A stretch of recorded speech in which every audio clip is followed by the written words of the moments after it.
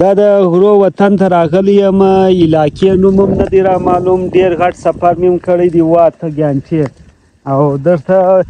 یخ سیزن دی د دې پاڼې ګردې ژړې اوښتې دي خو په دا غرو کې دا د انګور له وسه شته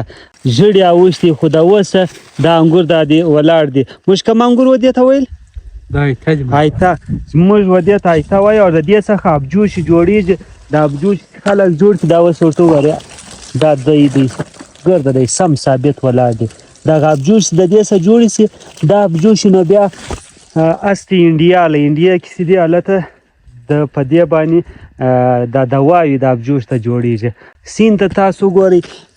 وطن دا دی ګرده دی ژړ ژړ اوړي موسم چې دی هغه بدل سولو کوم